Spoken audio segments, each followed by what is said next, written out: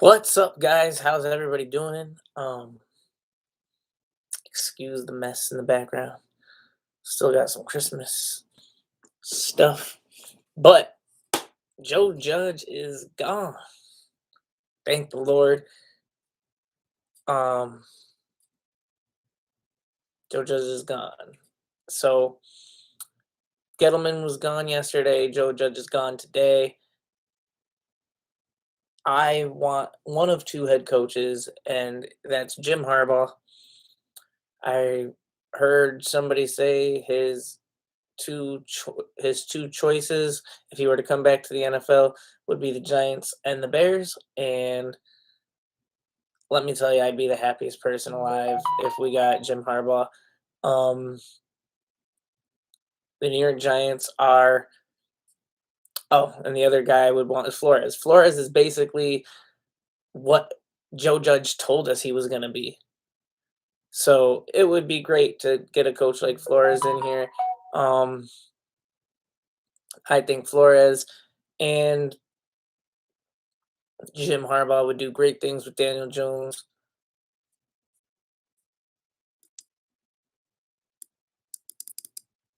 Can I want test test test? Hello, hello.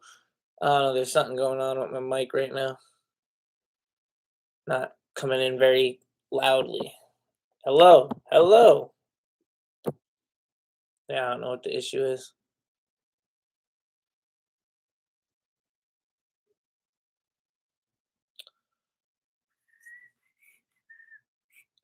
Hey!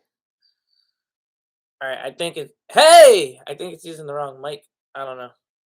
Let me go check.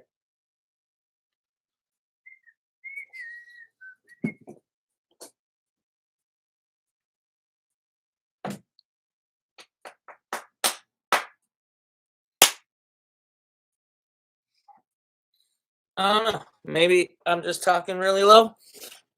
So hey, I hope everybody can hear me. Talking a little louder. But yeah, Joe Judge is gone. And I hope Joe Judge is gone, and I hope it stays that way.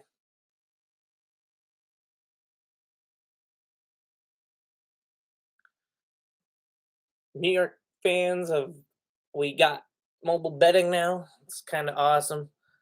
Suns are down by 11 to the Raptors. This is kind of crazy.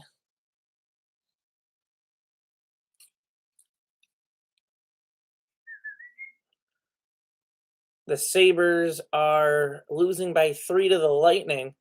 And I thought I took the Lightning, but I took the Sabres plus 1.5 like a dummy. Um, really don't know why I did that. Figured because the Sabres were home, they wouldn't get blown out, but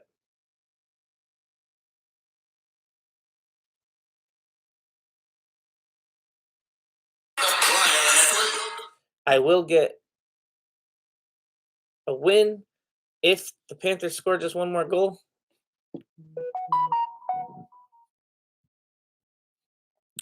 Um,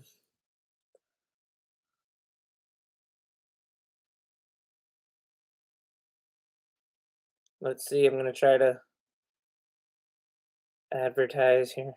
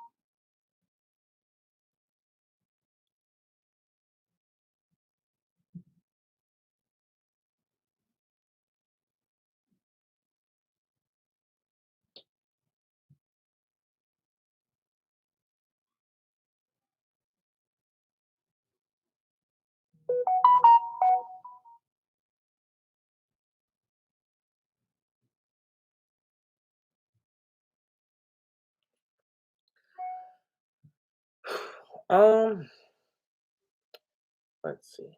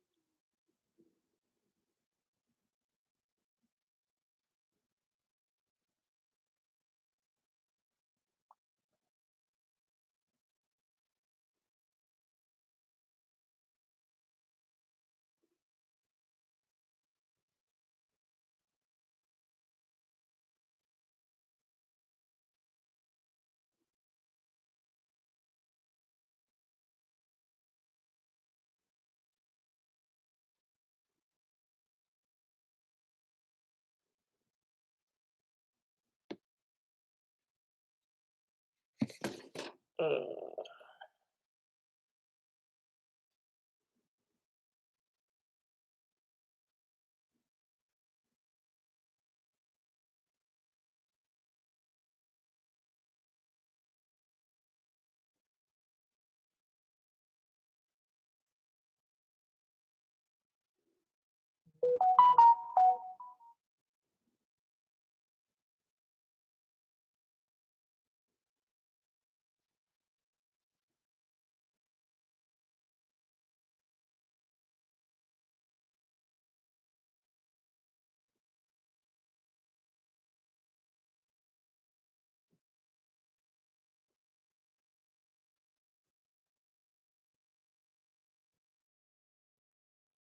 it's disappointing when nobody comes. There's nothing to talk about. There's no one to talk to. It's fucking pretty terrible.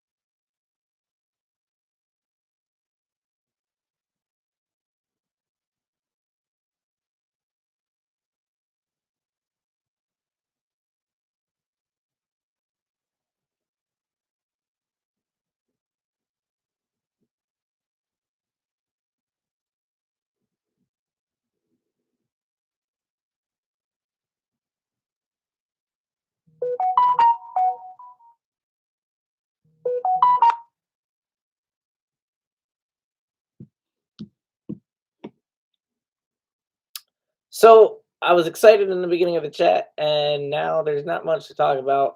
Um, if you guys just, I hope, fast forward to this point and go through all that silence that there was. Start talking about this weekend.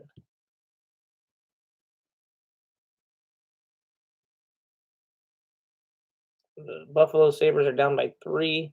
They have a power play. I need them to score here for real. Suns are coming all the way back. They're only down by 3. Chance to tie it up right here, and we'll see what happens.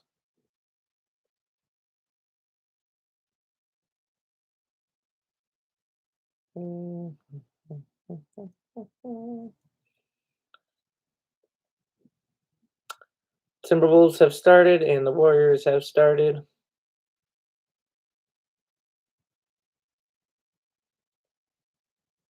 I am really sad that I took the Sabres plus 1.5. What was I thinking?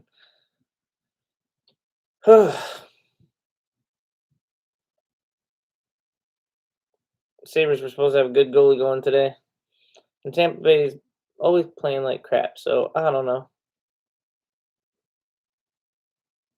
But if the Sabres don't score here with a power play, Nope, I don't think they're going to. So that's pretty horrible. Um, Blue Jackets just got a power play. They're tied with the Blackhawks. There was a crazy stat on Caesars, I think. Um, you could have bet the Blackhawks to win the game 4-3 for plus 2,400.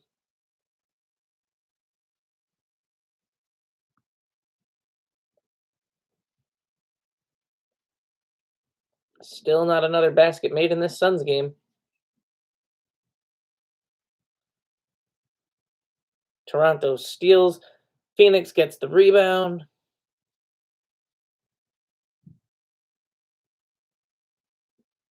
And Phoenix makes a two-pointer. They were once down really big. They started the quarter down 8, and they're only one back right now. But they were down like at least 11 at one point, I think, 27-16. It says Phoenix has another rebound, and Phoenix fouled and turned the ball over. Offensive foul. I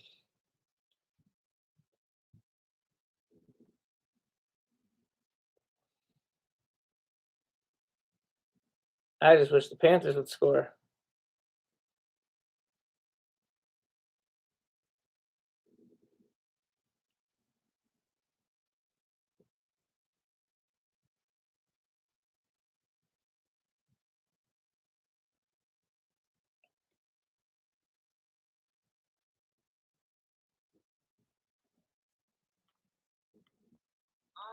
Well, this year is going to be handy. This year they don't have a whole lot of salary cap space. They're not going to be super accurate with free agency. The next year it's going to be freed up. For everybody that says salary cap is important to tell, we are completely clean.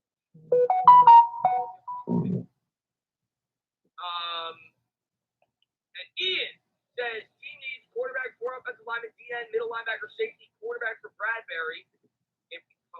Let's get it. I like Flores. Don't know who the next OC would be. I want a play calling head coach. Well, we had one back Sherman, but obviously he wasn't a very good head coach. NYD, what's going on, man? We in this bit. Let's go, man. It's gonna be a fun offseason. We're gonna have a lot to talk about. We're not gonna be able to start fake beef between me and Dan. That ain't gonna happen. Kyrie says, "Do you think Judge will get a job anywhere else?" Yes, I think he'll be an assistant coach with the New he'll be an assistant coach. And Mike's in the chat. We're going to bring him in. Campbell says, Chris, how tall are you? I'm 4'6". No, all kidding aside, I'm 5'10". Let's bring Mike on. And, I wanted to bring him on. And, Mike. What's going on, Mike? Yo, what's up? What's going on, man? You free to do the podcast tomorrow? Absolutely. Thanks. We'll do the podcast tomorrow. We'll have a lot to talk about. But I saw you in the chat. You're awesome. And I know you're probably even happier than me. You want to get him out of here in 2006. So I want to get your take on it. I'm sure you're excited, but give me your take on everything. Yeah, I don't mean to sound dramatic when I say this, but this is the best I've felt about the Giants in maybe 4 years. It was like I was like 50-50 if Judge was coming back or not. I thought it'd be ridiculous to bring him back, and I get that it wasn't all his fault, of course, but he kind of did it to himself, honestly, with the extended rant and the quarterback sneak nonsense and all that. So. Yeah, I feel like the Giants have finally figured it out, and for me as a fan, it's just been so. The Panthers scored, baby! Money, let's go! I tried to be the best fan I could, but in the back of my mind, I was like, this guy is just not it. He's not the right GM. He's stuck in the 1980s, in my opinion. So, it was that, like firing Judge, getting rid of Gettleman, plus the guys were interviewing GM, like. The 2017 GM search was 3 guys in-house and Louis Riddick. It was like a joke of a GM search, right? This one, though, 9 guys so far. I think all of them have no ties with the Giants, maybe like 1 or 2 with them. But like most guys are just outside organizations, come from good organizations, good head coaches. And it's just like, I just feel like completely relieved. Like it's a different Giants team. I feel like something things change, and I feel like this might be it. Maybe this is what woke John Mara up. Maybe $131 going to my account. Let's go, baby. But I just feel so great about this team. I'm finally optimistic for the first time in forever. Now, could they F it up and hire Louis Riddick in 2 days? Yeah, but for right now, at least. They better not. For right now, at least, I feel very good. So. Read this real quick, and then and Davey says O-line, the new nickname should be the Foley Boys. Not bad, not bad. Not Then the bad. Panthers score again. Out of the whole of the GM That's pretty great. that you've heard so far, which one's your favorite? I've always loved Adam Peters. I researched him last year So because I thought Gettleman might get fired after 2020. And still waiting on the Sabres to score. Looks like they got another power play. If they don't score here, man, I tell you. The Suns are in the lead, 42-40. I know the Niners, they had a down year last year. They're always injured. They have great talent over there. They don't stay healthy. They don't have a great quarterback. So I think Adam Peters is a great option. And Joe Shane, I didn't know much about a week ago, but the more I researched him, Warriors down by 6. Timberwolves down by 3. I think he had ties with Parcells at one point in Miami back in 2009 or something. So He was hired, yeah. Parcells hired. yeah, I think Parcells is a big fan of this, so that would definitely help his case. But the thing that's intriguing about Shane is that I like him as an individual, but he also may come along with Brian Dable. And that, of course, is a head coach I'm interested in because Oh my God, the Lightning scored again. so far, I mean, I don't know. The Sabres are no longer covering a 3.5 spread. Horrible, horrible, horrible. I'm just happy it's not like the same. We found out Kevin Abrams not being interviewed, which I loved hearing. Everyone loved hearing that. So, when I saw last night that Joe Judge wanted to bring Abrams to be a GM, I'm like, oh my gosh, this guy will do anything to save the job. It's crazy. So, I'm just super happy right now, and I just hope that they got to get the GM spot right. They can't, fire Gettleman and hire some other idiot. They got to get it right this time. But based on the candidates, it looks good so far. Yeah, I'm excited. I want to get into the head coach in a second too. Blake says I don't see Flores coming in. Got fired for a power struggle with the GM. I don't think a GM with no connection to him would want those problems. And that's a really good point to bring up. Harbaugh, I suppose, could be a guy that could be coming in here. He had struggles with his previous GM and owner, but of the potential head coaches. Man, I can't believe I'm streaming for 18 minutes and nobody's here. Interviews, like there's gonna be Entertainers got so many people in his stream before he even goes on. There's gonna be a number of coaches you probably don't even know who they are right now. They're gonna be bringing in for interviews, but in your dream world, like something like 2 or 3 coaches that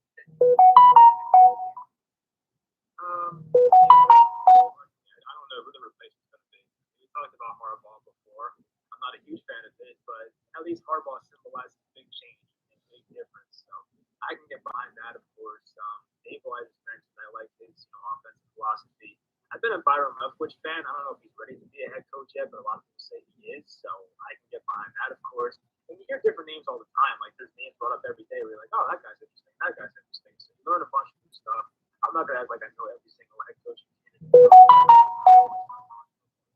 college football I'm familiar with. So I don't know about this stuff. I feel like I know more about the GMs, unfortunately. So head coaches, it can't get worse, right? This is what I'm getting to. I mean, we gotta upgrade somehow. What about Flores?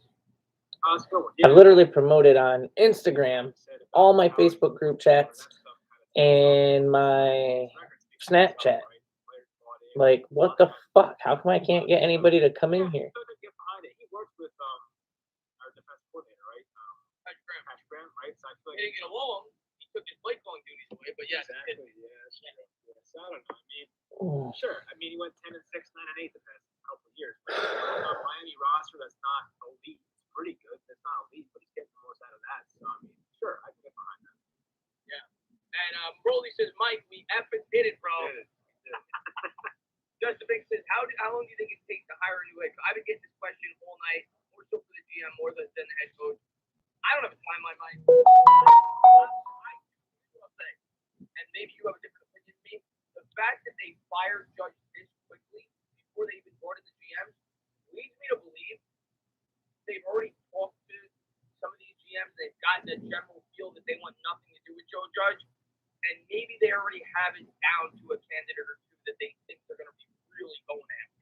And maybe this will happen a lot quicker than we think now that Judge is moved on. Yeah, I would agree. I mean, that's actually the same thing with Flores. I'm like, you don't move on from Brian Flores unless you have a good replacement option. Like, there's got to be some type of thing going on in the works that was my problem with firing Judge. I didn't want him, but I also was like, well, I don't know who's going to replace him. The head coach candidates are not terrific, but there could be a guy we don't know about. So, yeah, I'm sure the Giants know stuff we don't know. I'm sure the GM candidates want to bring some guys in that they're familiar with in their organization. So they'll figure it out, though. I do. I just, it comes down to hiring the right GM. If they just give the power to the right guy, everything falls in place. I know John Mayer is the highest power, but right below him is the GM. So I mean, at that point, bringing that right GM, then I think everything else follows. And Mike, I go after John Mayer all the time. I think it's time us as a fan base. I'm proud of him. First time forever. But Aaron did what he was supposed to do, and for everybody that brags on him, when you're aggressive against him, you got to give him the credit when he does the right thing. He did the right thing, and it was not easy. I mean, to fire head coach. Timberwolves came back there on top. Warriors still down by 8, and yeah, that's what I said too. It's not easy to fire coaches in 6 years, but what is? Have the wrong coach in place, you shouldn't bring him back just for that reason. You know what I mean? So we pretty much knew Judge. What am I looking for here? The Suns. They got 2 free throws. If that's what I didn't say yet. So we got the Warriors. I think I need Klay Thompson to score. Bring Judge back in 2022. Probably have him fired after 2022. You can just do it now this offseason. We got 4 points in 4 minutes. That ain't too bad. Yeah, the way I look at it, like, if you were bringing Judge back, Lightning up by 5. What a joke. I mean, seriously, that's probably what would have happened. I really hope that the Blackhawks win, so I don't have to feel as bad about taking the Sabres. It would have been painful as a contact player, like going into next year, knowing that after week 1, fans are going to be pulling for Judge. Like, at least now everybody's like, okay, they're building. I think most fans, not all fans, some fans are going to be calling the fire that coach after the first game regardless, but most fans are going to be like, okay, got a new GM, you got a new head coach. I'm going to give this a little bit of time. Yeah, if Klay Thompson gets a 20 points and the Warriors win, like they're building towards something. I think that would be nice. I'm glad that they did.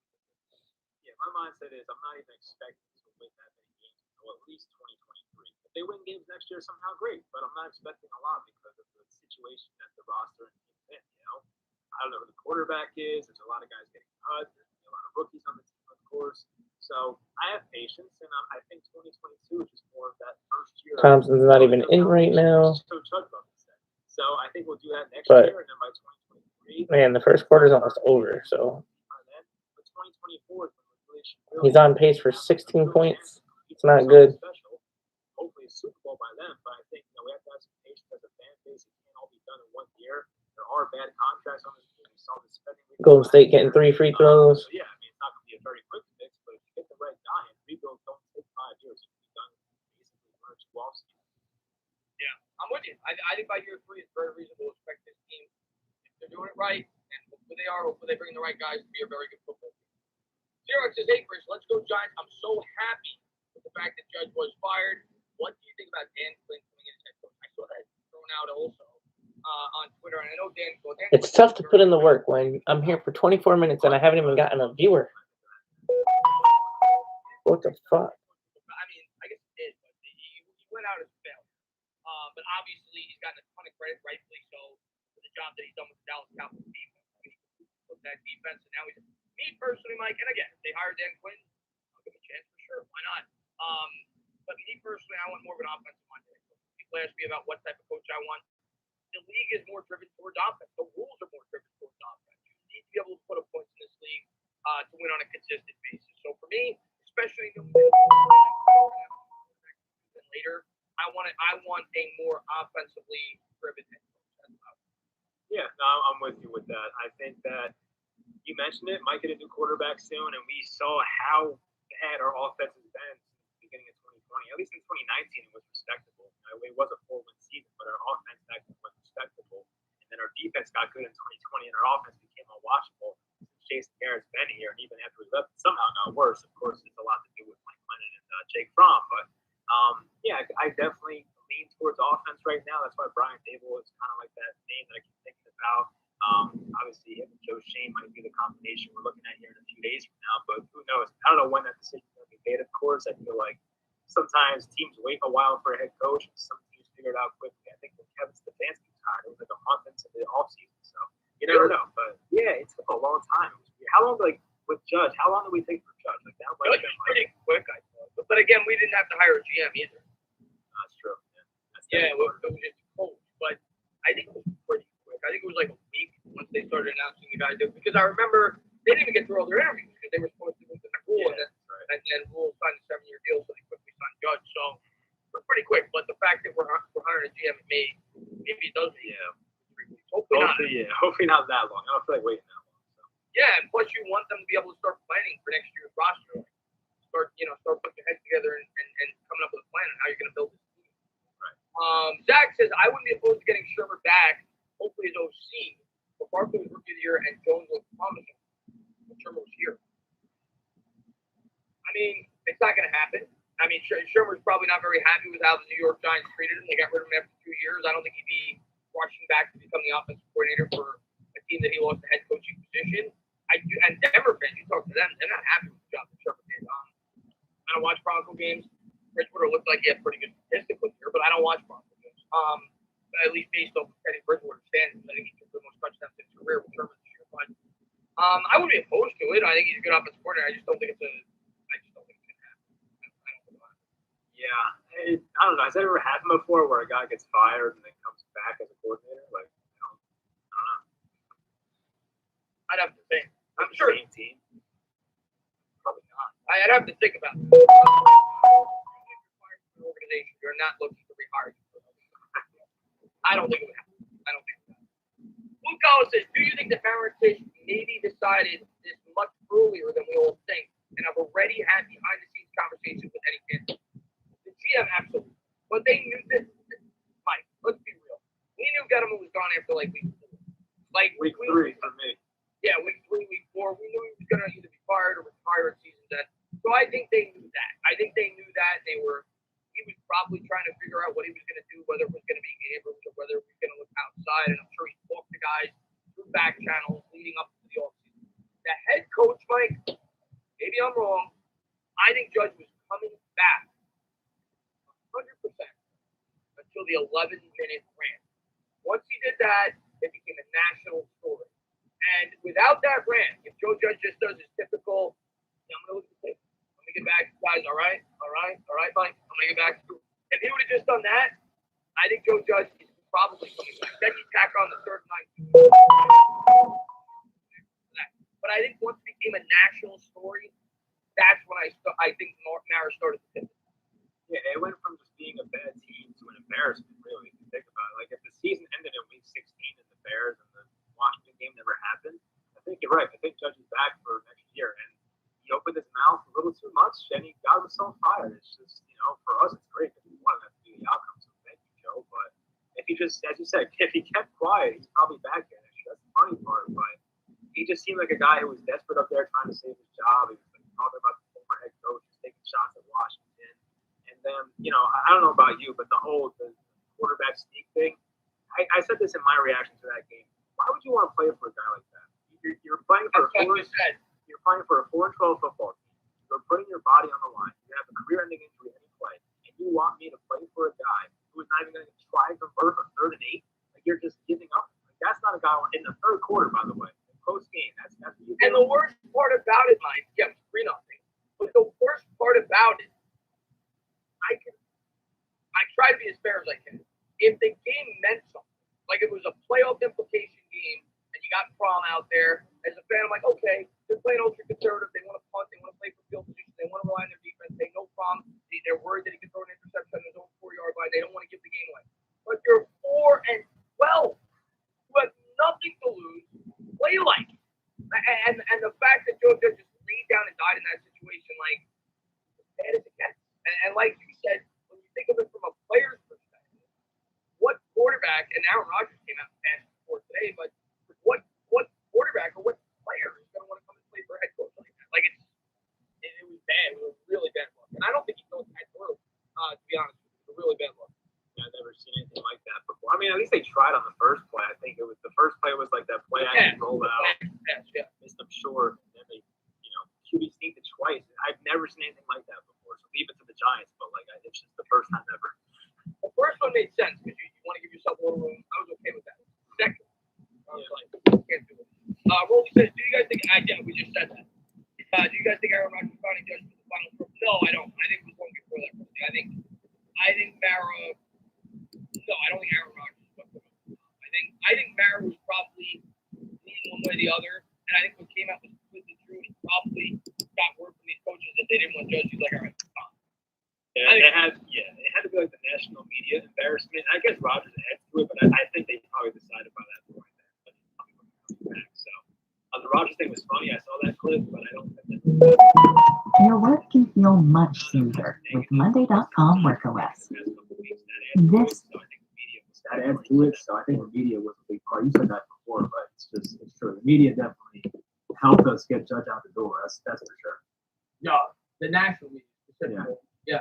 Johnny says Judge lost the locker room with that infamous 3rd and 9 QB sneak. Didn't hear much about the players grumbling until after that game, right there. Yeah, I mean, and the other thing you saw in that game, I mean, Kenny Golladay clearly quit. Kenny Golladay didn't lay out for the ball. He went out of bounds late in the game when he could have picked up an extra 4 or 5 yards if he lowered his shoulder. And maybe that had something to do with it. I don't know. Maybe they're like, if he's not gonna put any faith in us to give us an opportunity to try to pick up a first down, why am I gonna play for this head coach? I hate to see that from a player that we're paying $72, $74 million to, but he's got a point. Why would you want to play for that guy? I can't make an excuse for him at this point. Yeah. And Buxo says, Tana, how about the blue whales, biggest animal in the world for the offensive? I'm trying to come up with nicknames for the offensive line because we got to get rid of the Hobbs. Yes. Blue whale's not bad. No, yeah, I like it. Yeah. Blue whale's pretty good. Pretty good. Brandon says, do we get a comp pick for Graham or no if he's fired? The only way we get a comp pick for Graham is if he becomes the head coach somewhere else. That's the way the new rule works. Because he's a minority candidate, they instituted the new rule. You get a 3rd-round comp pick if he becomes the head coach for another organization. But no, not if we fire him. He has to, and not just the coordinator job somewhere else. He has to become a head coach. So if he gets a head coaching job, yes, we would get a compensation. Yeah, he might get that. I don't know. Is he getting interviews yet or no? He's getting the open interviews, but not that I know of. But last year, obviously, got the Jets interviews. Right. Darren says, hopefully Mara hires based on credentials. Yeah, what do you think, Mike, this time around? Do you think they go? I think they will. I think they're going to go more for like a proven commodity. It doesn't necessarily have to be a former head coach, but at least like an offense or defense. You can't even see that I'm on right now. Like, what the fuck? Yeah, or maybe a former NFL coach like Harbaugh, but I don't think it'll be like an unproven college coach. I don't think it'll be a team coach. I think it'll be more of a proven commodity. Well, usually you try to go away, like you try to do the complete opposite of what you just had. So with Joe Judge, you're talking about an unproven guy, special teams guy. So it would surprise me if they went that route once again, or college guy, but I would like to think that the guy they hire this time around is going to be more proven. I don't think they want to go down that same road again, but I do think a lot of it does come down to the GM's decision once again. So yeah, that can influence it, but I think we're not going to hire some no-name guy. Like at this point, 2 years ago, we didn't know who Joe Judge was. So I don't think it'll be that again, but it may come down to the GM decision more than it has in the past. I think John Mayer's trying to realize by now, like, I'm just not good at this, so let me just let that guy make the decision. Yeah, he's listening to the fans. Let me see. Pete Schrader's tweet about Joe. Let me take a quick look. What did he say? Hold on 1 second. Pete Schrader. Let's take a quick look. Hold on. Pete Schrader. He's the guy from Good Morning Football, if I'm not mistaken. Yep. That's not him. I'm not spelling his name right. Hold on. Let me see. Okay. I see. Might be Peter. Oh, maybe that's what it is. Peter. Yeah, there it is. Okay, Peter, you were right. What did he just say? He said, Giants will interview Bills assistant Joe Shane over Zoom tomorrow. We already knew. Shane came to Buffalo with GM Brandon Bean in May of 2017. They took Josh Allen. Yeah, I already knew that. I guess you didn't know already, but yeah, we already knew that. That came out earlier today. He's going to be the first guy that they interview tomorrow. I think actually the first guy that broke that was licensed like that, at least that I saw on Twitter. Yeah, but he's going to be the first guy that they bring in. So exciting. I mean, I'm excited to see if he's the guy that they hire. Blake says they won't be able to interview all their head coaching candidates until after some teams get eliminated from the playoffs. Is that a rule? If they're not head coaches, I think you can interview them, if I'm not mistaken. I'm not even sure about that. I don't know. I think we can. I could be wrong on that. Yeah, I thought so in the past. I mean, they could change the rules. I didn't know about it, but I think I'm trying to remember the last coaching search. I mean, we interviewed Don Martindale. I'm pretty sure both of them in the playoffs. Yeah. Maybe I'm wrong on that, but I don't think I am. And Asia, thank you for the super sticker. Mwah. Thank you for popping in the stream. Appreciate it. Let me just see if we catch up. We're going to end this in like 5 minutes, Mike. I just saw you in there. I wanted to get your initial thoughts. We're going to talk a lot more about this tomorrow. And I'm sure there'll be a lot more of the general manager search. So probably we'll about to get coach. Grim says Saquon gone. What do you think, Mike?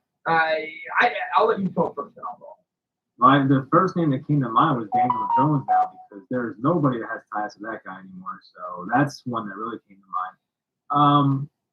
Saquon, if they hire a GM that's really a positional value type guy, I mean, they might look at it as like, we don't need a running back to start this rebuild. But that's the way they might look at it. So at that point, they might just say, hey, let's try and get a second, third round pick for the guy. But as you said, maybe they let Saquon play out the first half of next year and get his value up before trading him. So I don't know which way to look at it. I would not be shocked either way. Like, I could see a scenario where Jones and Saquon are gone next year, and it would not surprise me whatsoever. But I guess it depends on the next GM. Nothing's going to surprise me, like you just said. We don't even know who the GM is going to be. We don't know what his philosophy is going to be. He has no attachments to these players. If I had to guess, I don't think Saquon's gone. I don't think they're going to get much for him. I think he will be back with the Giants next year, but I don't think he's going to be here for long. I think they'll look to trade him next year if he's playing really well. They'll try to get future draft capital, or they'll let him play out the salary and get a comp pick for him in the following year if he's decent. But they feel like they can't get much more than a comp pick for him. So I think it'll go one way or the other. At most, it's a franchise tag. You got in there for one more year after next year. But I don't see him getting a second contract. But maybe I'll feel differently next year. But I'd be very surprised. Shaw says, can we get an offensive line, pass rusher, and linebacker? I haven't had any of those guys in 10 years. Hi, Mike. An offensive head coach, please. Happy New Year's, guys. Happy New Year's to you, Shaw. I mean, yeah. I mean, we say it all the time. Linebackers, but I say it all the time. I think linebackers are huge on this defense, interior linebacker. Obviously, we need an edge. Obviously, we need an offensive line. The good news is, probably 10. I mean, we got 5 picks inside the top 85. We got 2 picks inside the top 7.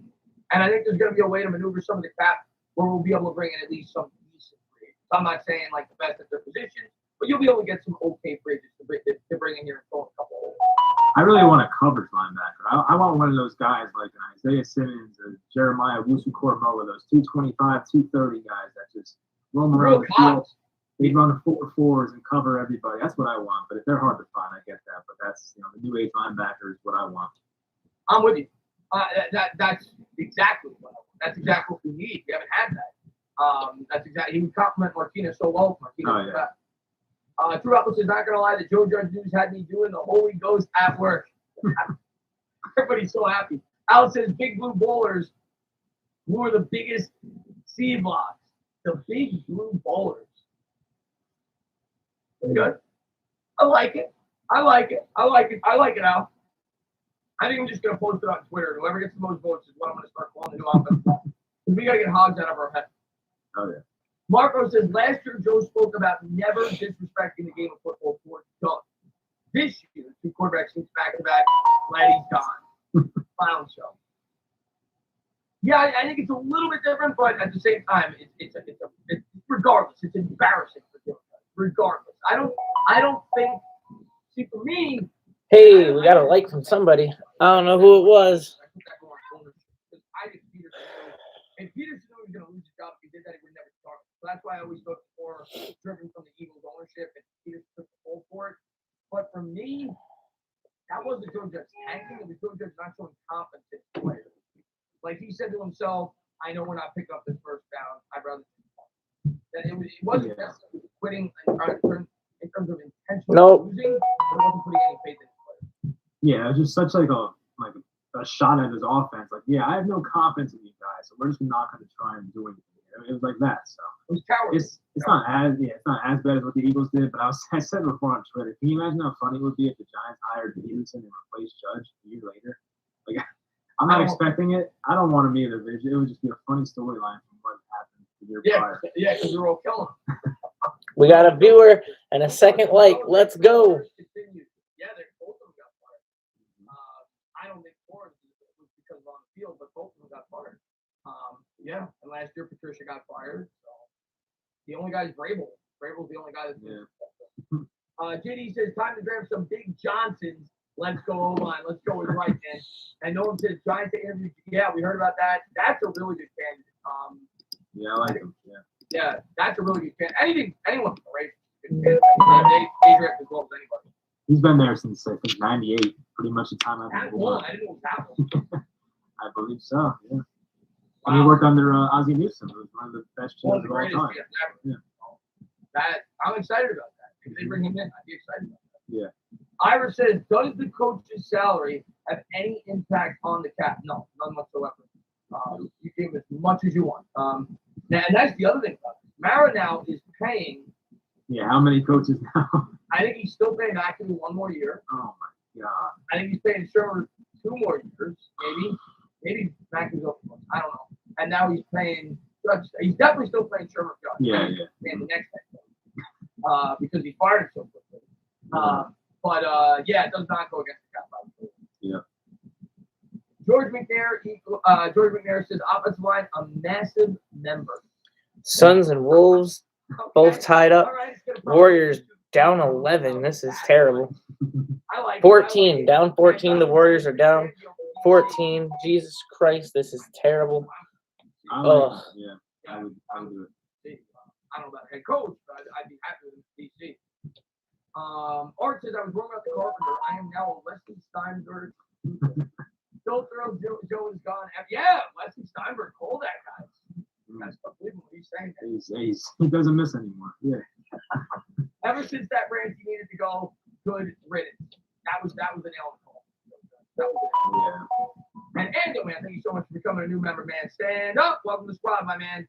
Thank you to everybody for being here. Tony with the $5 donation. I appreciate it. Just going to catch up on these, and we're going to close it out. Pip named Slipback says, people keep saying give Jones a 4th year. That's not conventional across the NFL. Year 3 is usually deciding. Expect either draft a quarterback or sign a stopgap. I have a hot take about Daniel Jones. Yeah, let me hear it.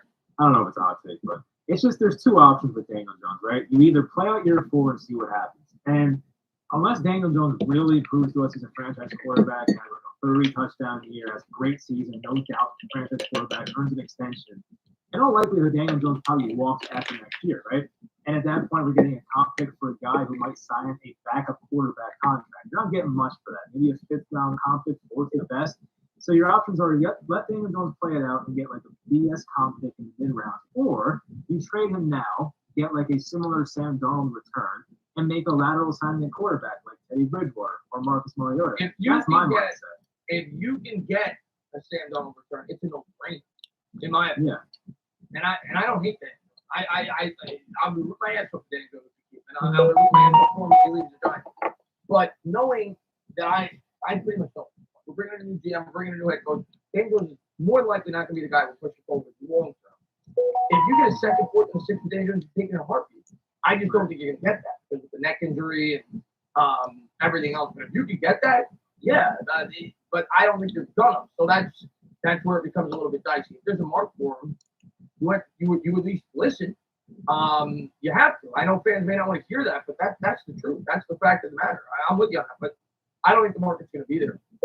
You got to be proactive. That's the thing. If you're proactive about it now and don't wait a year, I feel like you can get more now. But you're right about the neck injury. I don't know what his market is, so it all depends. Yeah, and Xerox says John Gruden's available. That's going to happen. Yeah. I don't see that happening, Xerox. Leon Gray says GM Ryan Foles and head coach Eric Bieniemy, OC Joe Brady, DC Vic Fangio. I don't know much about Ryan Foles, honestly. I did a video on him today because he's one of the candidates. I actually like him. He's been with the Chiefs now for 13 years, former offensive lineman at Boston College, actually, played offensive line. And he's the right-hand man. Their general manager, they say. Been there for 13 years. Obviously, we know there's evidence that they built that offensive line real quick this year. Yeah. He's young, he's 36, but he's the youngest candidate that we're bringing in for an interview. But, listen, youth is not a bad thing. It is not a bad thing. He's 36. I don't care. It does not bother me. No, I'm with you. It doesn't bother me either.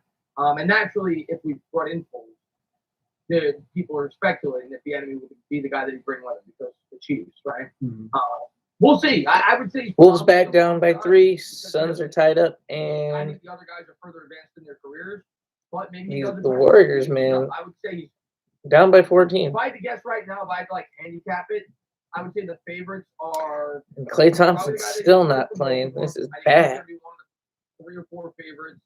I would say Adam Peters and I would say Joe Shane. I would say those three are probably. I don't know what they're waiting I for. would say those. Put Clay Those are the Thompson most in. well-known to me, so I'm just gonna agree with you blindly. Well, because the other guys aren't as accomplished. They haven't. You know, these guys are like assistant GMs. None of those other guys have advanced that far in their career. Yeah. That's why I say that those are probably. I was surprised with Adrian Wilson. I had no idea he was in the front office. I heard that yesterday. I was like, oh, I didn't know that. Yeah, Adrian Wilson and the other guy we're bringing in is a former player for the Cardinals too in the secondary. What the hell's his name? I wrote it down. Adrian Wilson and Quentin Harris. Quentin Harris. Both of them played the Cardinals secondary. Both of them were in the front office. But yeah, I didn't know about Adrian Wilson. He was a good player. Mm-hmm. Yeah. Big Fort Nate says, as an NC State fan and New York Giants fan, Ike him at pick number 5 or 7. I love him. He's one of my favorite players in the draft. So far, is what I've seen. Jeremiah says, Vrabel is not from the Belichick coaching tree. Probably played for him. Yeah, he didn't technically coach under him. He played for him. Yes, he didn't coach under him. So technically he's not from the coaching tree. Even though he probably picked up, obviously, some coaching techniques. Yeah. Luke always says, out of respect, number 76, draft some jumbos. Well, we're going to call them jumbos. That's pretty good. That's pretty good. I like it. Zach says we need Draft some jumbos. But how can we get? We need the jumbos. Did he fall in the 5 or no? I did get 2 likes. That's pretty cool. You look at the top 5 right now, top 4, right, 4 or 5. I don't think the Jets will take a lot. Because they've drafted 2 first round offensive linemen in the last 2 years. I think they're going to go defense. You figure who's got the first pick? Jaguars? I don't even know. I think Jaguars, yeah. How do you not know? You don't even deserve to be a streamer. Lions have the 2nd pick. Who's the 3rd pick? I think he's Hello? I think one of those teams is going to take a tackle. Whether it be Houston, whether it be Jacksonville. I know a lot of people don't think Jacksonville will take a tackle first overall. They could trade down though, and I think that's the smart pick for them for Trevor Lawrence. Even though obviously they're really good at rushing. Maybe they trade down. If I could guess, if Evan Neal is valued as the best offensive lineman, I don't think he'll get first. I think he'll go before we pick. But I could be wrong. If you think about it though, the Giants, they have the ammo to trade up if they really want to. If you trade your first and one of the extra 3rd round picks we have, I mean, if they want to move up like 2 spots or whatever. I would do that. Yeah. Like if they come to the decision that Evan Neal is much better than another tackle that they're going to be able to, like Charles Cross, that they'll be able to take with their 5th pick, I'd give them the 3rd. I'd give them the 3rd. Yeah. Like, Right. Yeah, 5 to 3. I would do that. I'm not giving up a future 1st or probably even a 2nd, but I think the 3rd, I would do that. Mm-hmm. Ben says Lions should be called NYPD New York Pillsbury Doughboys. I like that. That's a good one. I think that's the best one so far, Ben. That's the best one so far. The Doughboys. I like it. No one says which. I gotta write that one down. I think that might be one. The New York Pillsbury Doughboys. I like that. We'll see if people go for that. No one says which duo, Joe Shane or Gabo or Bieniemy and Cole. If you're asking me, I would go with Shane. I think he's the more proven commodity. I would go with Shane. I would be upset with him. Yeah, that's what I think. Yeah, they're more proven. And Andy says, don't take Gabo from us Bill fans. All the second Bill fans chimed in and said that. So Really? some Giants fans that may be on the fence. Bill fans seem to like it.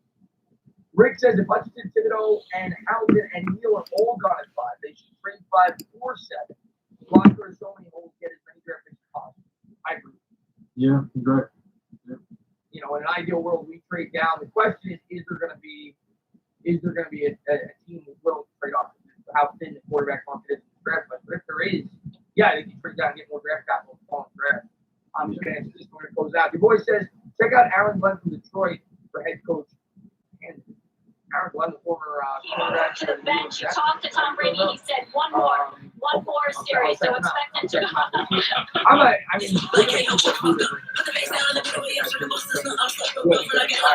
Big Boat Kristen, 2 a.m. here, fellas. Having a celebratory drinks with the news today. Keep up the good work. Hashtag Let's Go Big Blue. Thank you so much. Thank you to Rebels in here. Thank you so much for being here. World Series Jam Band, Afghanistan. Bucks, man. Thank you very much. The Pancake Clan for the offensive line. Pretty good. And Nick says, first doors, James Betcher, please. What's he up to nowadays? Is he in the NFL anymore? I don't know. I don't know. Probably not. Horrible job with us. But guys, we're gonna close this out. I don't want to keep Mike on much longer. I've been on for a while. I'm happy. I know a lot of Giants fans are excited. A lot to talk about, Mike. We'll figure out a time. We'll get together tomorrow for the podcast. We'll talk about that. I'm sure I'll have some videos out tomorrow. So Mike will have some videos out tomorrow. Check out Mike United fan. I appreciate you taking some time coming on. And thank you to everybody for being here. Thank you, Jack. Thank you, Brian. Thank you, Will. Heaviest fan, Randy. Be good, everybody. Let's go New York Giants. Have a good night, everybody.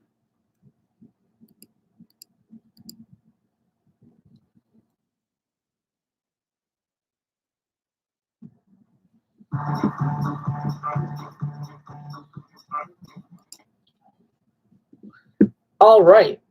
So Entertainer and Bad Dog are both not streaming.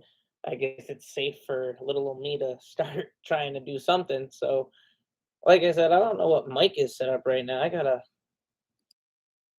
That's it.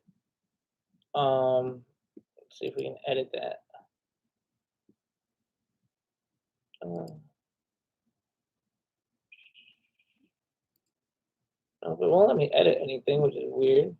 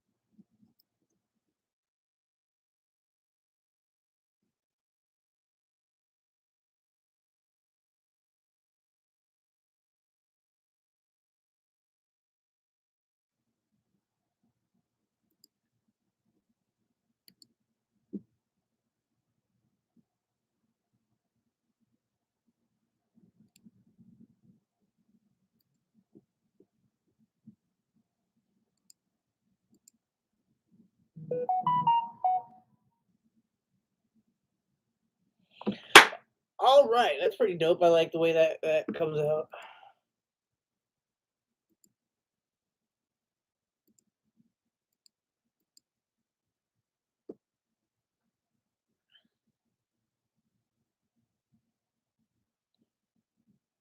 We got one vote for Jim Harbaugh.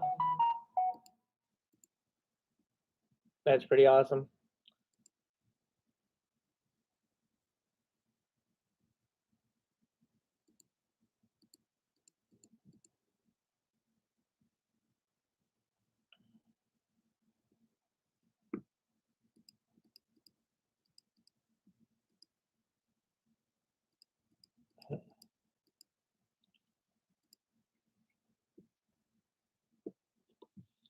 All right, let's see what's going on here.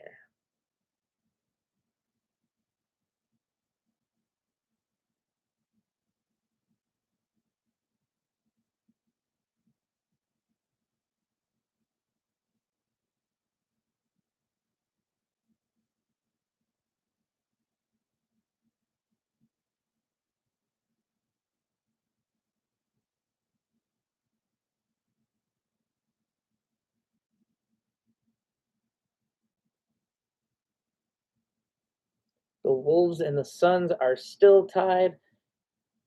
The Warriors are down 17. This is not looking good.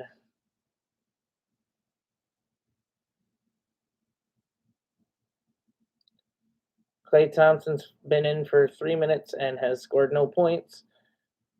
That's not good. We need to get him up to 20 points and the win here, but I don't think it's gonna happen.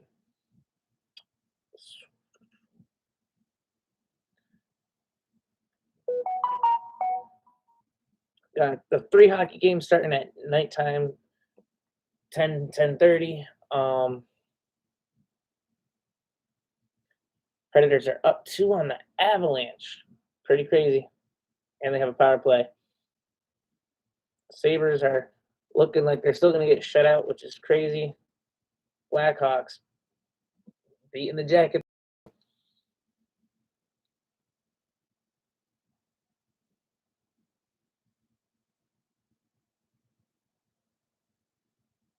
Somebody voted in the poll. I'm pretty sure it wasn't me. It does say we have a watcher now. Welcome to the stream. And I hope that you sub and talk and vote in the poll. Click that like button and let's get the conversation going.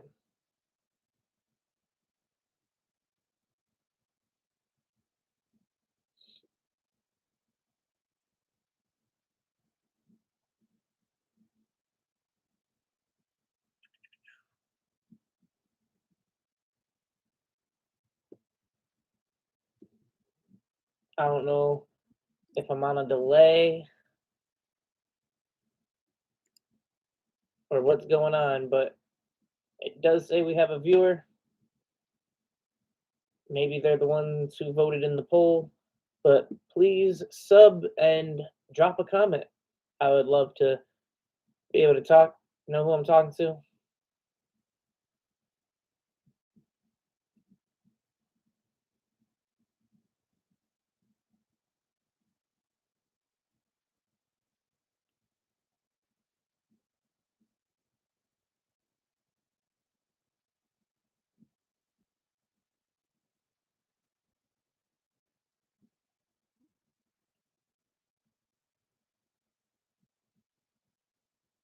Warriors have cut the lead down to 12. Klay Thompson's been in for 4 minutes and scored no points. And that's for the second quarter. In the first quarter, he was in for 4 minutes and scored 4 points. So right now he's averaging 2 points per quarter, 4 minutes per quarter. And it's not looking good because we need him to get up to 20 points. And the Warriors need to win. But he's only got 4 points. And the Warriors are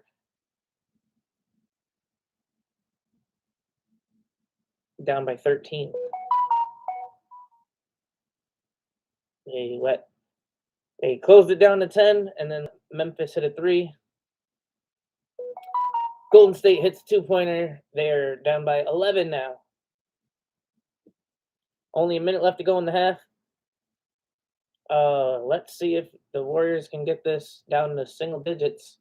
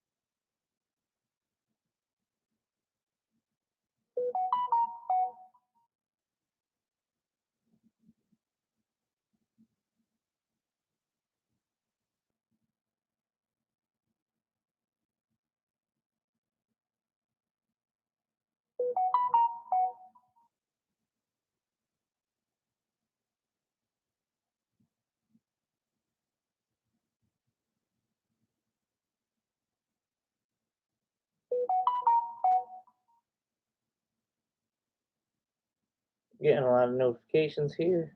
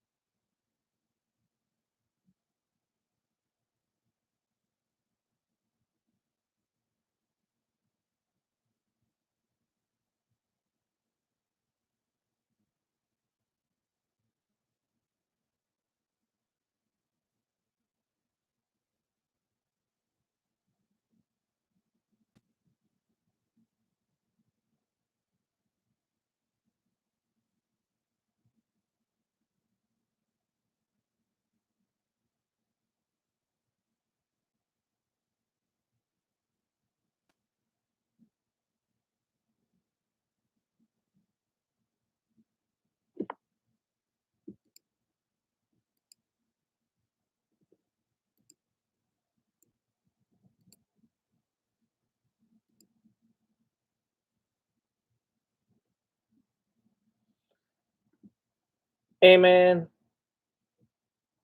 I don't know what the heck was going on, but yes, it is a great day to be a Giants fan. I'm just seeing the comments now. The poll on my screen was blocking your comments for some reason. I'm very sorry about that.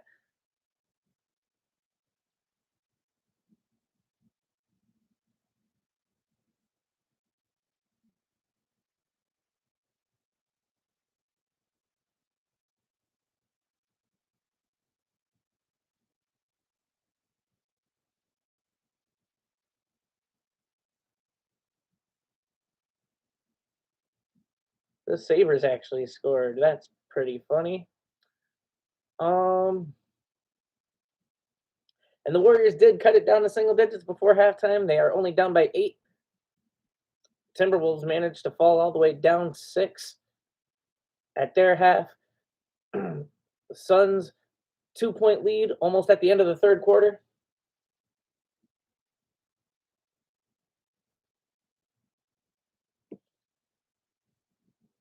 Which one are you talking about?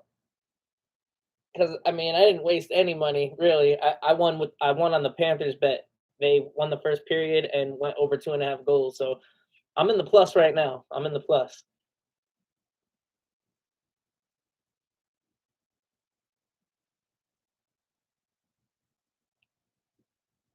There was 2 viewers in here for like 2 seconds. I don't know who that was, but we do got 2 thumbs ups on the stream, so that's pretty cool.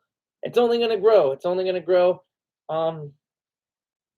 With it being the off season, I'm a little bit more inspired to do stuff. I have a bunch of videos throughout. I didn't do one in December, I don't think, because I was just getting really unmotivated. Yes, I am a season ticket holder.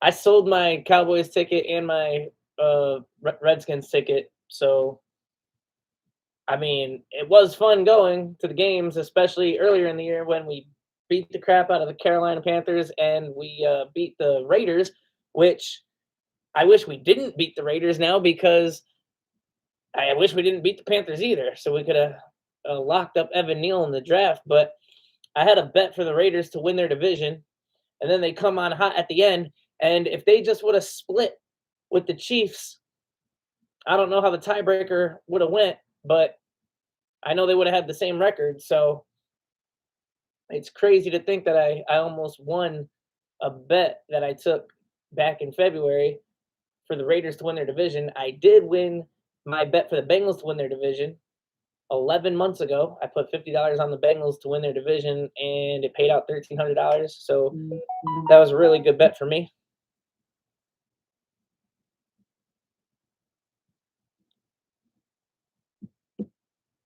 Following these games, the Suns are still up 2.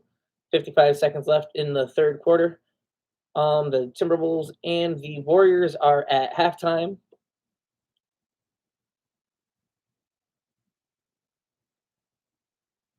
There is another viewer in the chat now. I hope it's my boy Young York.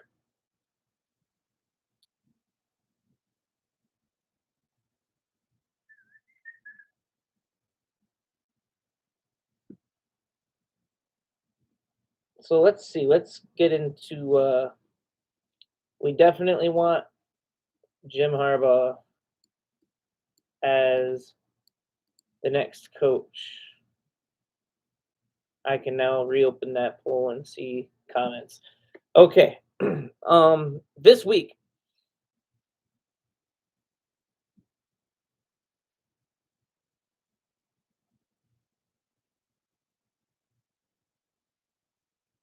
Okay.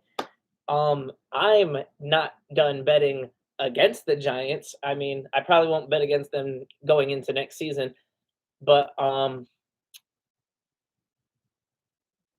we had somebody vote Brian Flores. Okay, but I made a lot of money betting against the Giants. So I don't know where you live, Coop, but I'm in New York, and as you might know, we just got the mobile app betting here, and I bet against us this week. Made I think it was like a $200 profit, and then I live bet the first touchdown to be the Washington defense, and I got 200 on that bet as well. And I don't remember who the hell we play anymore because I don't care. The season's been over for us for at least 5 weeks, and yeah, I've been betting against us, especially with DJ out. You'd be a fool to not know we were going to get blown out in all of these last games, and I'm glad Joe Judge is gone. He lied to all of us. He tricked all of us. He had us all fooled.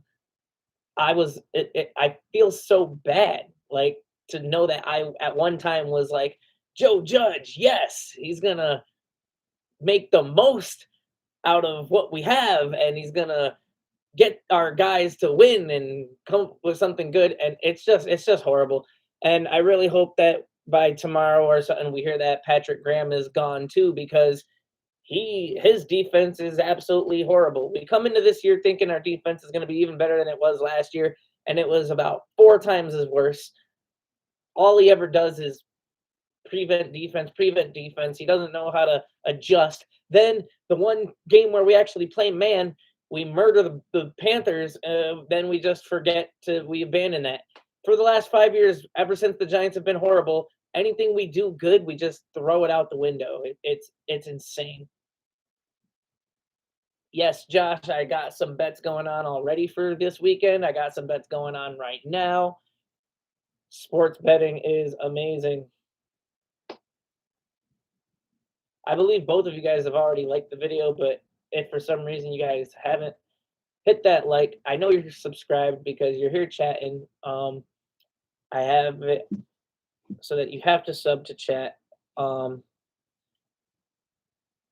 I plan on making this channel big and having fun with everybody. So I would really, really appreciate it if you guys know any diehard football fans. They don't have to be Giants fans. They don't even necessarily have to be football fans, because we are going to talk here and there about everything. I am a Giants fan. This is mainly a football channel. But like I said, I got bets on basketball and hockey tonight. We can always talk about everything. I love the NFL. I'm a Giants. You can't not root for it. But maybe that's just because I'm older. There's young kids now there's some older people out there too that they just really, really enjoy watching the sport and they don't root for anybody. But kudos to them, because if they're not attached to a team and have to feel the heartbreak and just get the pure enjoyment from betting on stuff, I mean, or just watching without betting. I know that fantasy football and betting on games really helps make things exciting. I mean, I can't tell you how fun this past football weekend was, actually being able to live bet all day long who the next touchdown scorer is going to be and all this cool stuff. So Coops in South Carolina. But I wish he would have worked out. I really did. I hate the constant suffer, and I hate it for Jones. I don't think he's a horrible player, just hasn't been in the best situation. I think Daniel Jones has Josh Allen, Lamar Jackson type potential. He once was the most accurate deep ball thrower in the NFL. He still makes dumb mistakes, but when you look at it, Tom Brady makes dumb interceptions too. So it's not the end of the world. In year 2, he fixed the fumbling problems. In year 3, he cut back on the interceptions, and I think he's only going to get better. We are the worst team in the NFL, and it's far beyond Daniel Jones's fault. We have one of, if not the worst offensive line in the NFL, and you can't do anything in football without an offensive line, especially play quarterback, especially be a rookie quarterback, be a quarterback from Duke who he didn't have that intense of football play against in the first place. So it's really crazy when you think about how much people do hate Daniel Jones. He scored 24 touchdowns in his first season with Pat Shurmur. And then I don't even think he got 24 combined, especially because of all the injuries under Joe Judge. So I think that we bring in a competent GM and hopefully an even more competent head coach. We're going to need a competent offensive coordinator as well, because we don't have one of those at the moment either. I hope Freddie Kitchens remains our tight ends coach. That'll be good. I mean, I think for what it's worth, Evan Ingram played better this year. Kyle Rudolph played really good for his age. I mean, he was never the best tight end in the world on the Vikings, but I'm fully behind Daniel Jones being our quarterback. I do not want to draft one. That would just be nonsense. Nobody in college has shown that they're better than Daniel Jones. Why start all the way over with something that might not be anything? You can't just get something new because what you have isn't the best. It's like me having this shirt and it's not Versace and I don't like this shirt anymore. So I go to the dollar store and buy a new shirt. When this shirt's perfectly fine, I might have to worry about my teeth or my hair or my muscles or something else way more than this shirt. This is a great shirt. So maybe you just need better body or better. And that's a really good analogy. So I'm staying. I want to see what he can do. I hope that his injury isn't as bad as it seems.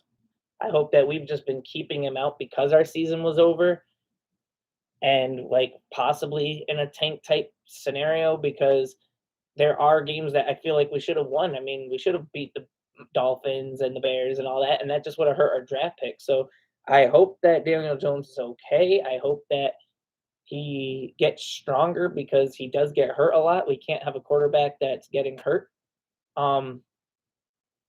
That was the one great thing about Eli Manning. He never, ever, ever was hurt in his entire career.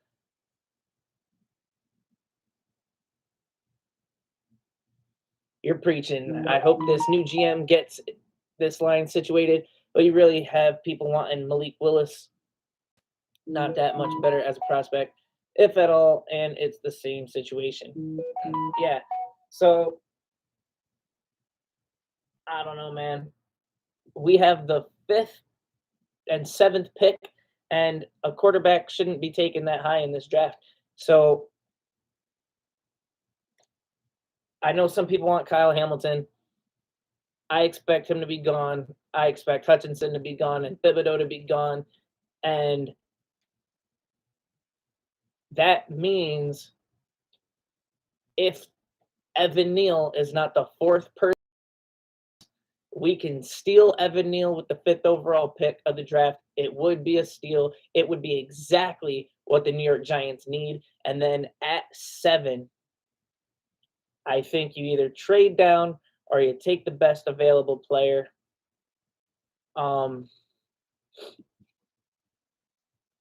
Let me check my notes really quick. There is a player I do want us to take at 7.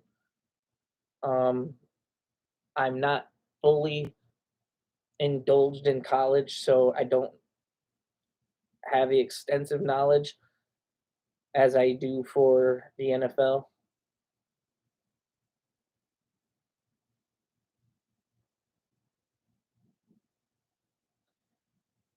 George Karlaftis. In my dream draft scenario right now, if we got Evan Neal at number 5 and George Karlaftis at number 7, I think that would be amazing. If the Giants could try to get rid of Leo just to make money, I wouldn't be against that because we need money. I don't know really if we're gonna sign anybody, make any big signings. But now there's rumors this is a free agent, and if we don't bring Will Hernandez back, we do need another offensive lineman because we can't go into another year with no offensive lineman. I think a big need of ours is left guard. I'm really hoping Nick Gates is healthy and he comes back. He's like the heart of our offense. That dude's a fighter. I don't know if you've ever seen Nick Gates' highlights or whenever there's a brawl, he's ready to throw punches. Nick Gates has a lot of heart, and it's horrible the injury that he went through. But with Nick Gates at center, Evan Neal at right tackle, Andrew Thomas at left tackle, we do have Shane Lemieux. I don't know how good he is. But yeah, we do got a lot of draft picks and a lot of early draft picks. I believe it's 5 in the top 85 or 75 or something crazy like that. 5 picks in the top 75 picks of the draft or something like that. So if we got Evan Neal and George Karlaftis, and then 2 of our next 3 picks could be 2 guards, even try to steal a center just in case Nick Gates don't come back. I don't know, but we need depth at that offensive line just as much as we need 5 starters at that offensive line. So we need Saquon to come back. He's not coming off of an injury. He can get a full offseason, full training session, come back to form with an offensive line that can make him the holes and block for him.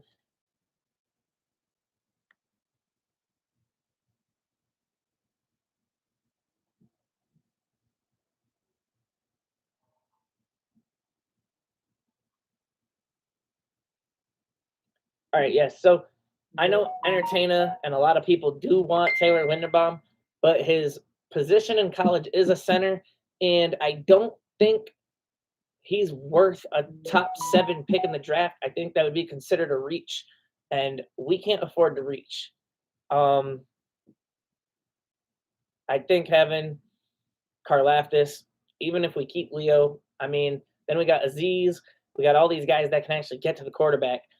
A lot of people want us not to bring back Jabril Peppers, but I think he's another heart and soul player of our defense. As long as he's like the number 2 guy next to Blake Martinez. I really, really hope more than anything Blake Martinez is still a Giant next year. If anything, Love can go. I haven't seen enough from Love to make me want him to stay a Giant. We have Xavier McKinney and Logan Ryan, and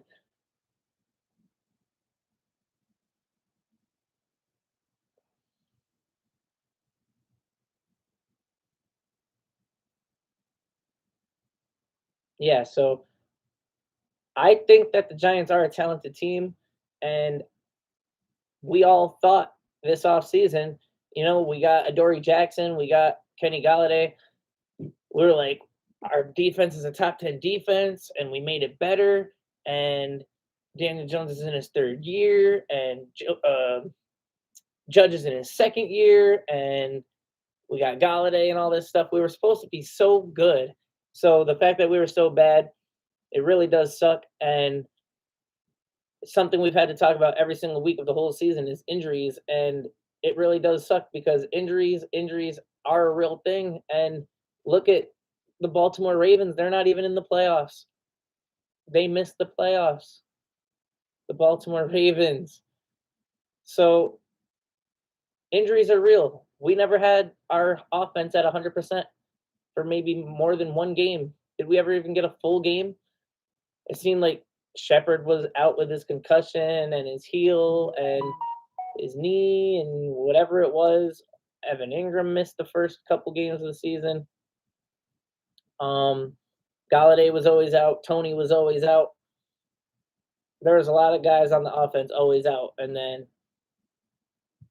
like I said, always having a crap offensive line from the get-go. Andrew Thomas missed games. Gates went out early in the season for the whole year. Then on the defensive side of the ball, we lost Peppers. We lost Blake Martinez early in the season for the whole season. There's not much you can do when you're already a bad team and then all of your absolute best players get hurt. There's just not much you can do. So thank God, before we even got a new GM, Judge is gone. We can start off new. I love the fact that the Giants are bringing in the guys for interviews. They're all guys on current playoff teams. We just announced that we're gonna try to get an interview with the Ravens guy, and if we're being honest, the Ravens should be a Super Bowl favorite, but they're like the only team that's even more hurt than we are this year. So I really like that we're bringing in an interview with him. We got the Bills guy, the Cardinals guy, and a few others. Everybody that we're bringing in interviews with are on playoff teams. So if that GM obviously knows what he's doing, we can make the right picks. And as long as we get a head coach that knows what he's doing, like I said, Jim Harbaugh, 3 straight NFC championship games, including a Super Bowl. I don't know how you can see Jim Harbaugh and think that he's not a top tier coach. I know he's had a couple bad seasons, but he's had a bunch of great seasons, and not everybody can win the Super Bowl every single year. Nothing is perfect. We live in a world where we think Tom Brady's the GOAT, and so it's really hard to get into these talks. But Brian Flores, I would be equally happy with. Brian Flores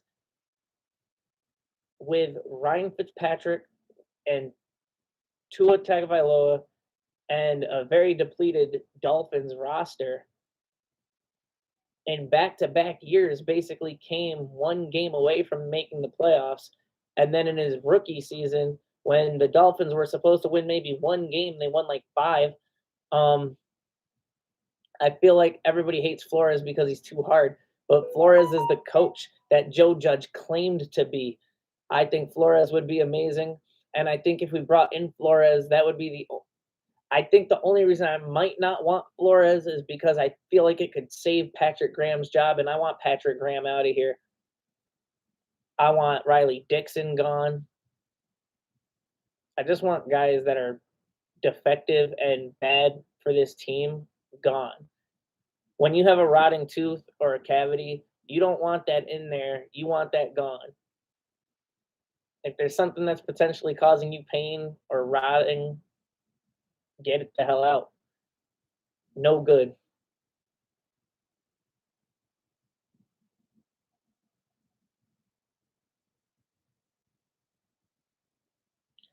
So yeah, I don't really know what our money situation is right now.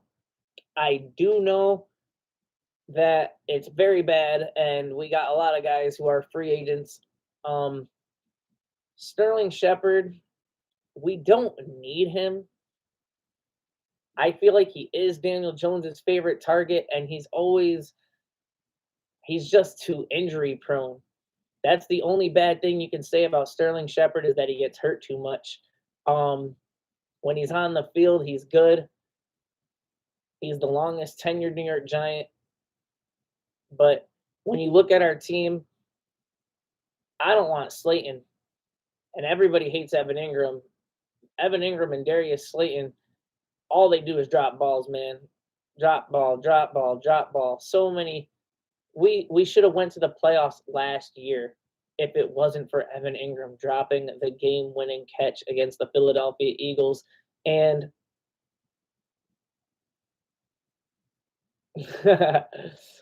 I think it has more to do with injuries than our cap. But yeah, so drop balls, drop balls, drop balls. We should have beat the Buccaneers last year. Darius Slayton literally dropped like 4 touchdown passes in the same game. It was pathetic. Darius Slayton started off this season with a drop pass. No excuses for that guy. I want Slayton gone. I want to bring Jim Ross back as like a number 3 guy, or maybe a number 4 guy. Maybe we draft a wide receiver in the second round of the draft, or we promote one of the guys that we currently have. I mean, nobody on our team right now that's not named Kenny Galladay and Kadarius Toney is the answer. But CJ Board and Dante Pettis and guys like that, they're not bad. They do what they need to do. I just hope that Kadarius Toney can become the monster that he can become, and he doesn't end up being a bust. 20th overall pick of the draft. When I much rather of at that point I wanted Azeez Ojulari, so I'm really happy we were able to draft him with the next pick. But the fact that we could have gotten what is his name?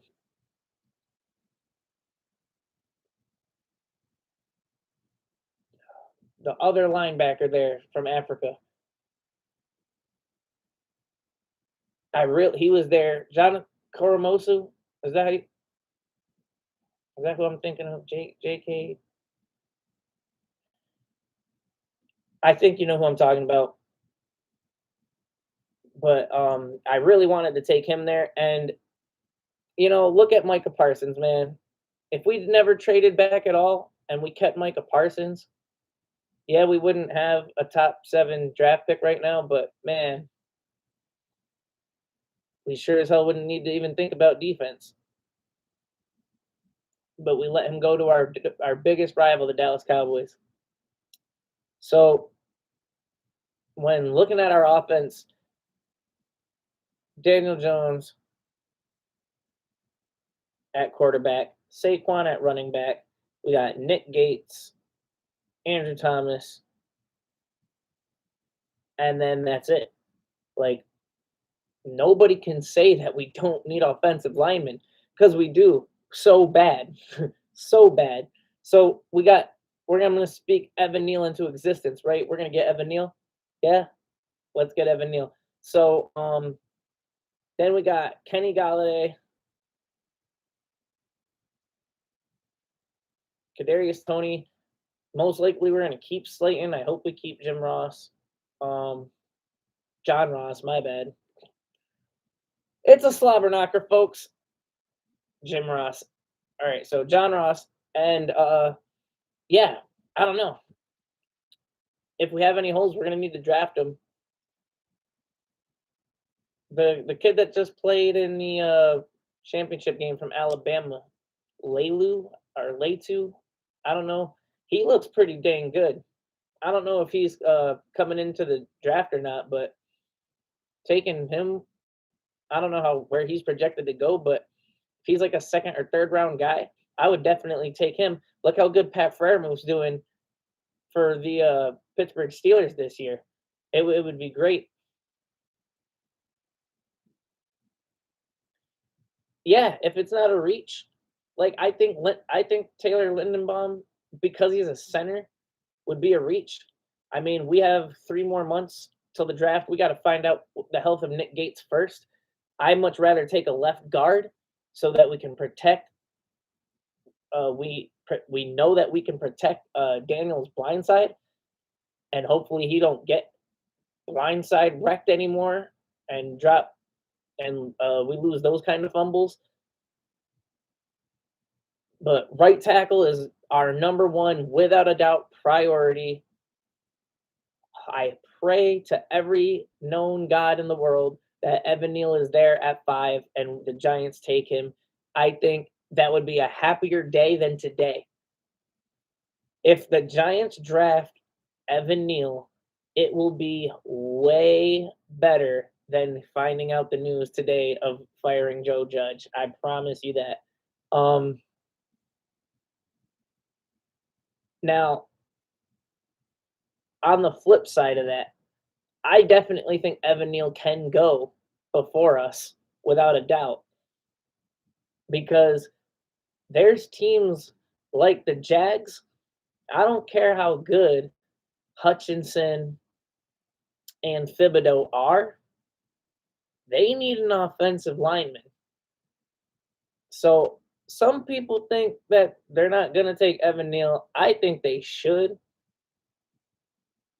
And then Lindenbaum, if we don't get Evan Neal, Lindenbaum at 7 makes a lot more sense if we don't get an offensive lineman. But say at 5 we take Kyle Hamilton, and then we need to keep Jabril Peppers. I don't know. But so many crazy decisions, and I'd love to be a GM. If it was my job to have more knowledge than I do, I think I would do a good job. Because just like all of us other YouTube streamers, we care about the Giants so much. We wouldn't how am I trying to word this?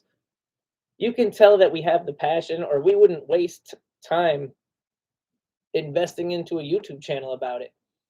We care about the Giants more than anything. We want what's best for the team. We want what's best for the fan base. We want more championships. We want to be relevant. We don't want to be an embarrassment. You don't want to go out in public and be like, you're a Giants fan? Haha, I feel sorry for you. Yeah, I feel sorry for myself too, man. It sucks. So, especially when you have to see division rivals, like, ugh. I hope the Niners beat the Cowboys' ass on Sunday.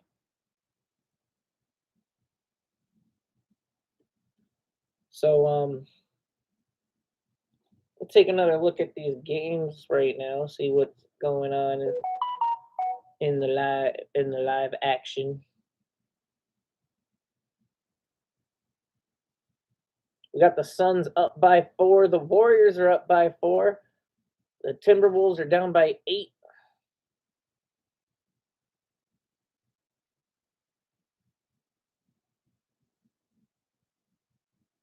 Man, I really hope the Wolves come back. Now they're down by 10.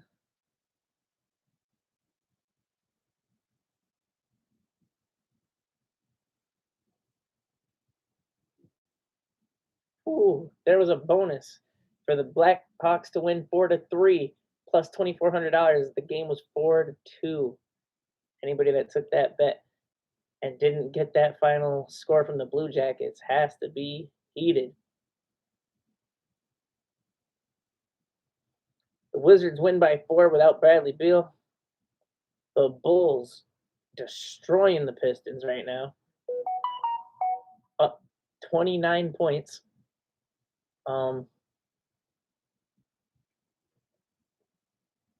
And let's see. Let's check Klay Thompson's. No, bro. I just have a very messy small room situation going on right now. I am way too old to be in school.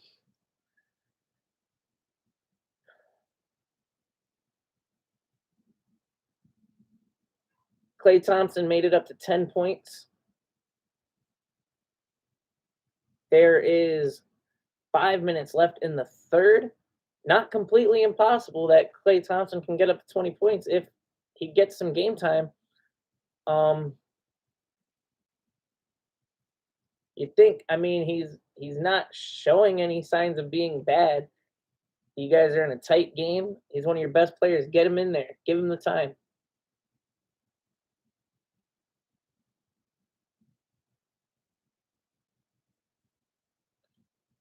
In 2 months, I'll be 29, Coop.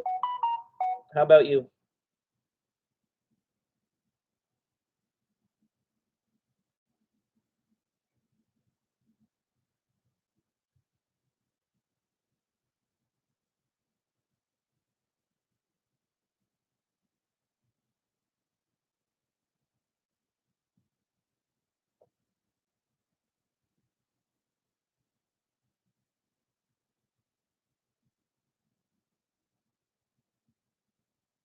Warriors go down by 3. Well, man, being young ain't bad. You just became the drinking age, so enjoy your 20s while you can, because I feel like I wasted mine completely.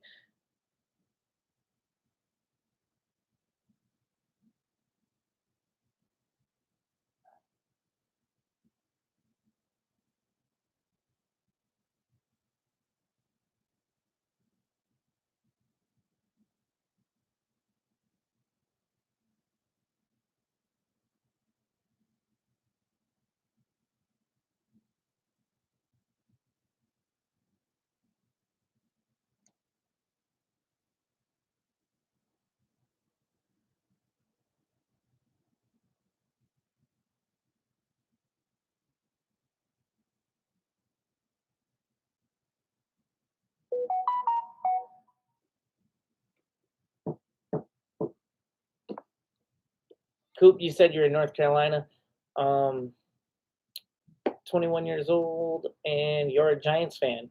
How'd you become a Giants fan? Were you always in North Carolina, or is that just where you're going to school?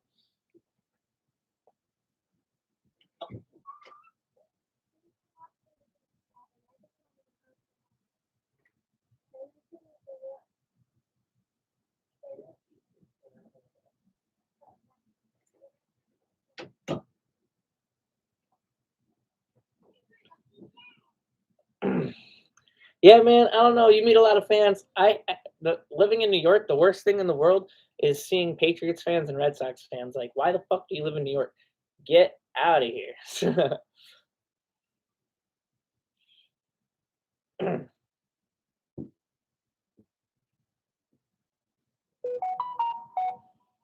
So let's get into the playoffs. Saturday, we got the Raiders at the Bengals. Out of all 6 games this weekend, 5 of them have already happened this season.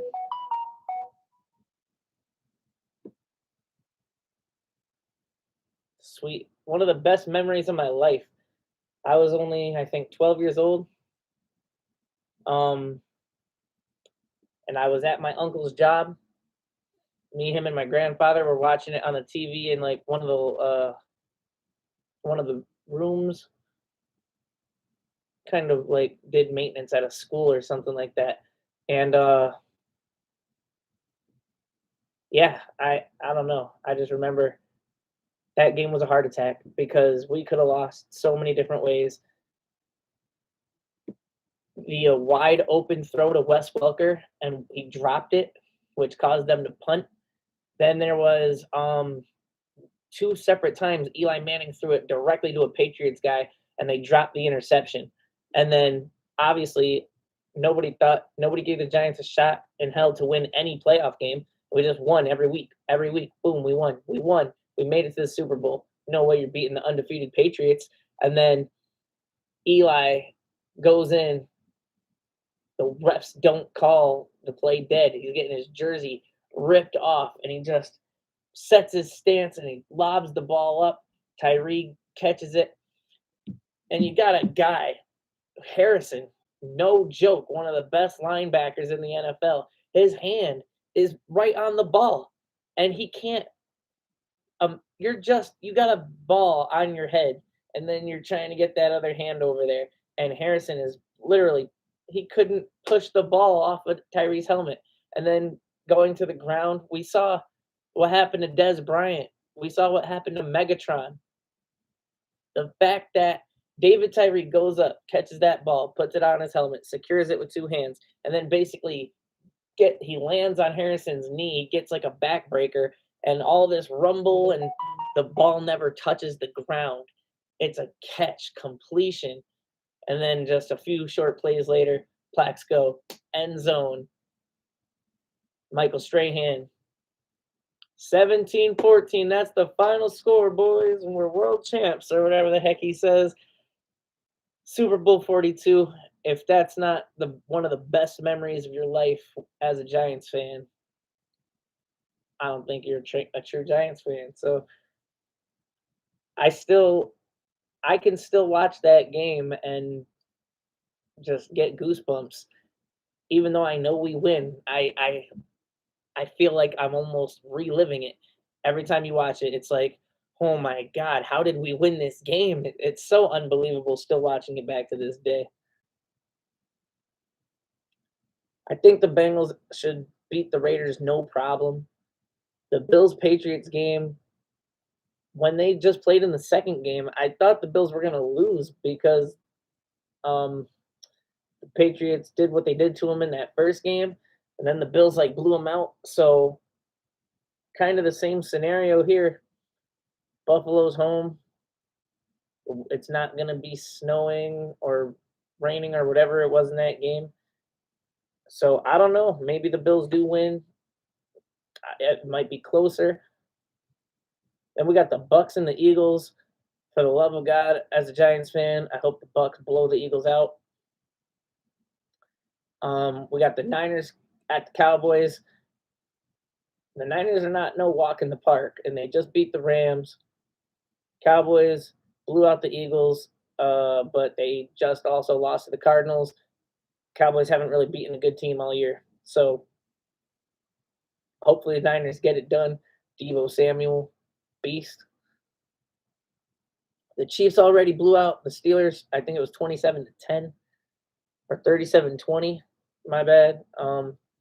Earlier this year, so they shouldn't have that hard of a time beating the Steelers. Old man Ben. Chiefs are home. Easy win there. And then the Cardinals-Rams game, that should be exciting. J.J. Watt, I think, is making his return from injury. So that will be an interesting game. I'm rooting for the Cardinals. I do not want OBJ to get a ring. I'd be petty like that. But yeah, that's my predictions for week 1 of the playoffs.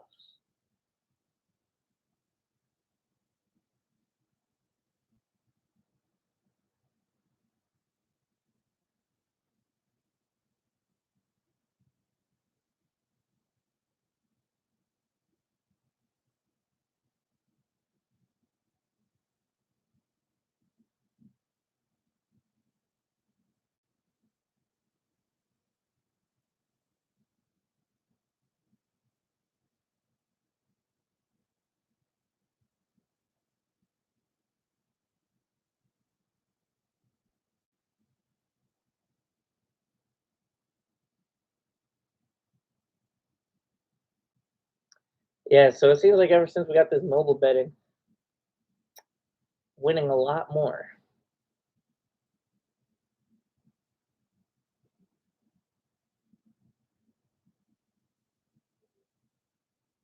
Texas Tech, number 19, beats Baylor, the number 1 team in college basketball. My friend had it. My friend had the Red Raiders money line. Whew, crazy. We got the Leafs and the Penguins starting up. Suns are up by 1.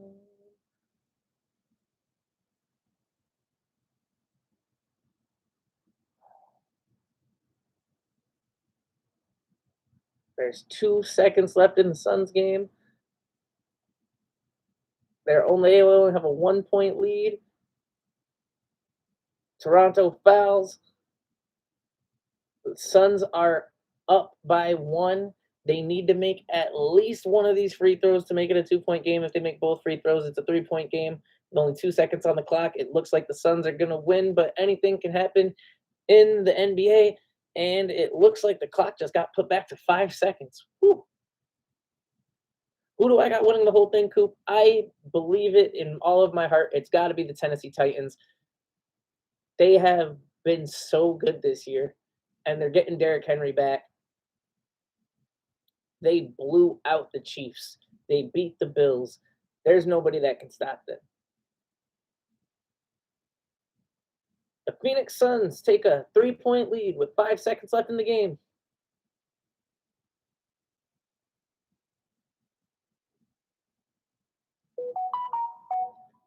The Warriors are up 4 at the end of going 12 seconds left in the third. Klay Thompson still at 10 points. He probably hasn't been back in the game yet. When he comes back in, he's probably only going to get 2 or 3 minutes, and he's going to need to go off if I want to get my bet one on that one. The Wolves are down 6.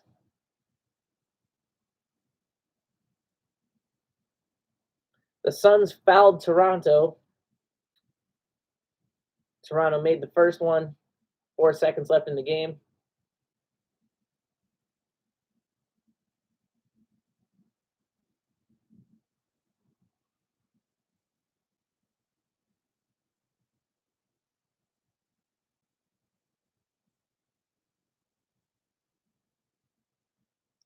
And the Raptors missed a free throw.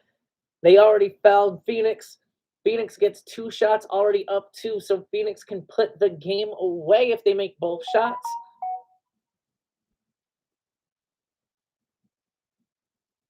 The Warriors go into the fourth quarter with a 3-point lead. I hope Klay Thompson comes in and goes off.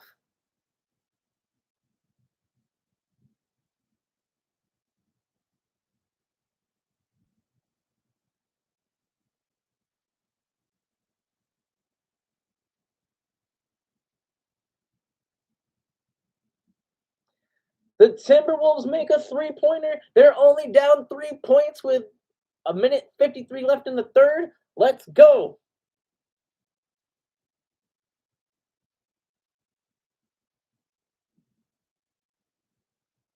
Phoenix up by 3.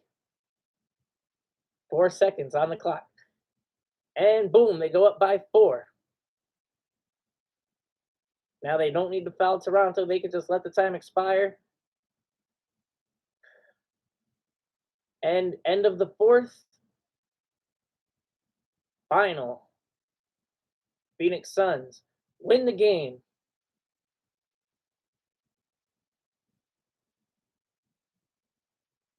Pelicans retake a 6-point lead.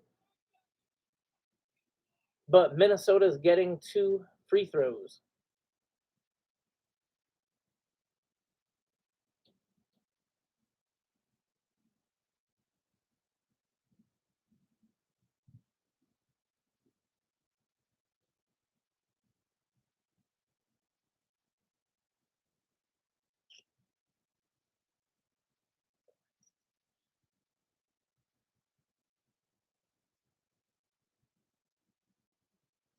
Minnesota makes 1 free throw, up to 87.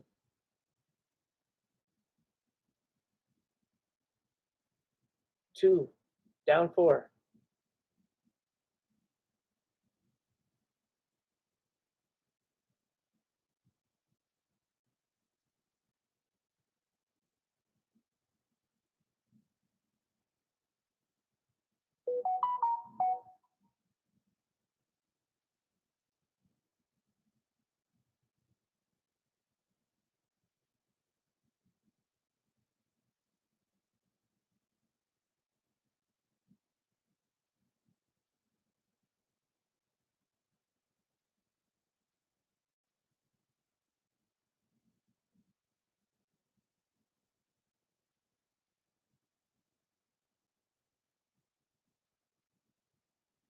Minnesota back up by 7.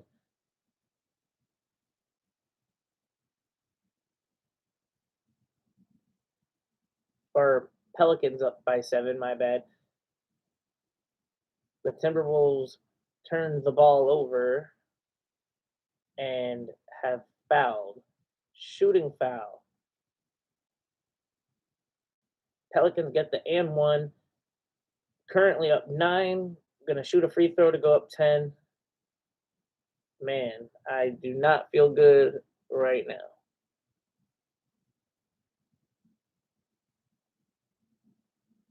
Klay Thompson still not back in the game.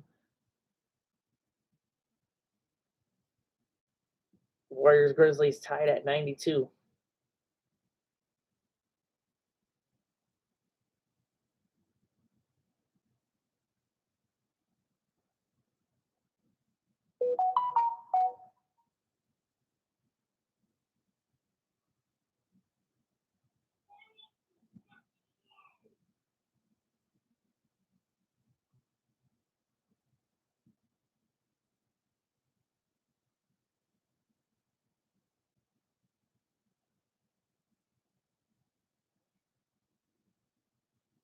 My grandfather is losing his fucking mind in there.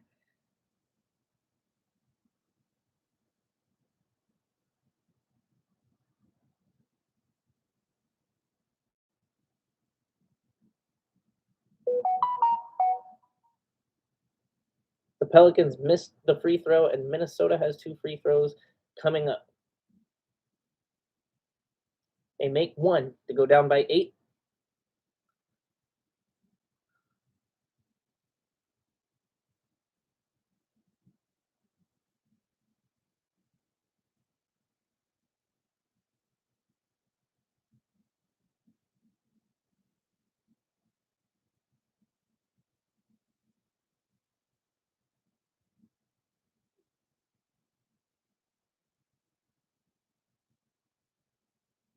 And they miss 1. So it's only an 8-point game.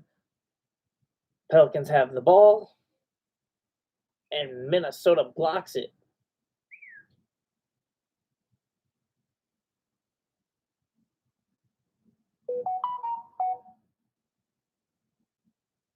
That's the end of the third quarter.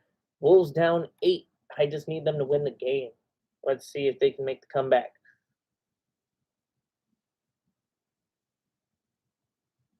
Warriors down 5. Klay Thompson still hasn't come back in.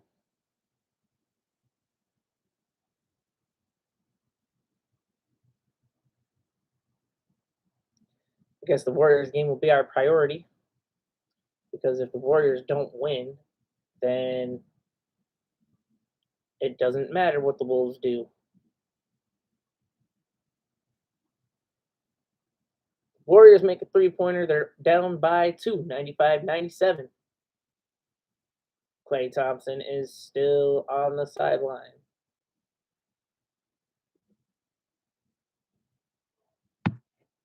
And Coop, man, thank you so much for coming here. I'm going to head out.